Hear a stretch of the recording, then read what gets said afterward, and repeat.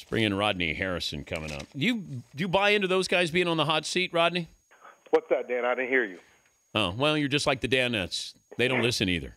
All right, here we go. Andy Reid against the Falcons. How big is the game for him? Is he on the hot seat in Philadelphia? Well, I think a lot of guys are on a hot seat. Obviously, they have a lot of talent out there, and they've been disappointing the last couple of years. And really coming off this bye, this gives you an opportunity to really review, all the things that have gone well, all the things that have gone bad, and to play the way they've played undisciplined football, turning it over, not playing physical, all those different things you look at if you're an owner or a general manager. And I think everyone's on a hot seat out there. I'm looking at Norv Turner, Romeo Crennel, Yep. Pat Shurmur in Cleveland. Anybody else? And, the funny part about it, you talk about some of those guys like Norv Turner. And I just think that I like Norv, and, he coached us. I think he's just better as an offensive coordinator. I think if he could just solely focus on, developing plays and calling plays and just being an offensive coordinator, I think he will excel at that. I think sometimes, being a head coach, you have to deal with so many issues and problems and off-the-field things and business matters as a head coach. I think it becomes overwhelming and there's no excuse for the San Diego Chargers, Dan. You look every year and you see how much talent they have, how close they get, and to be so inconsistent up and down each year, if he can't win this year, I think it's time for them to go in a different direction. And I like Norv. It's nothing personal. Yeah, I think that he'll be gone. Yeah. Unless they go into the playoffs. Rodney Harrison from Football Night in America, the former defensive back for the Chargers and the Patriots. What did the last night's game say more about the Vikings or the Buccaneers? Well, you know what?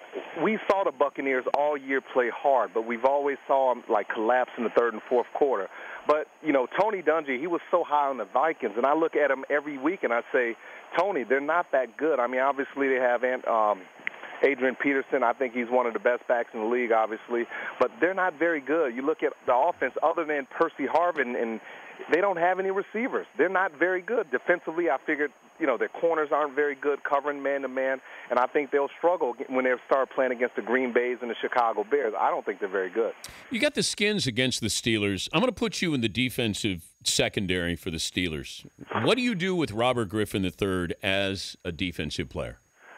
I would, and I say it all the time, with these guys, you have to put pressure on them. RG3, he's not your typical scrambling quarterback because he can beat you in the pocket, but he's one of those guys, he really doesn't get rattled in pressure moments in the third and fourth quarter. But all quarterbacks, when you're blitzing them, I don't care if it's Tom Brady, Peyton Manning, when you put pressure directly in their face and you have them trying to figure out where those blitzes are coming from, they all get rattled. You have to blitz this kid, and to sit back in coverage and let this kid nickel and dime you, run all over the place and have 10 seconds to throw the ball, that's the absolute wrong way to try to play him.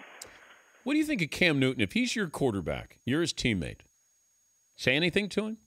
I would. I mean, if me at the stage of my career, if I was a veteran player, say 10-plus years, I'll pull him to the side and I'll just teach him how to be a pro, how to deal with the media. I think the Carolina Panthers have done a terrible job in terms of preparing him on how to deal with the media. Bill Belichick, he was a mastermind at it, and people criticize him in the public, but he always told us never answer questions about injuries, never answer questions about, personal things. Hey, just say, hey, I'm working to get better. But all these different things, he's not prepared in these post-game interviews. Obviously, he's frustrated, but they need some more leadership on that team. And, and it just seems like no one's working with him offensively. He's doing the same thing. They've gotten away from running the ball. You got two backs that you paid a lot of money. Run the ball, take some pressure off Cam, and go back to that pro-style offense as opposed to going with that read option crap, and allow him to make plays, but set it up by running the ball, Dan. I knew this was going to happen, and it's starting to happen now. Whispers about what can the Jets get for Tim Tebow if they would entertain trading him. First of all, if you're the Jets, would you do it? Because then you've admitted that, this failed. And if you're another team, would you take Tebow, and what do you do with him if you do trade for him? You know what, at this point, Dan, I have no idea. They haven't really given him a chance to go out there and play and prove what he could do. I mean, this is the same guy that led his team to the playoffs last year, correct? But who would you rather have, Sanchez or Tebow starting? Do I have to answer that question? You asked the tough questions. It's, when Sanchez plays and he's got the running game going for him. The defense is playing well.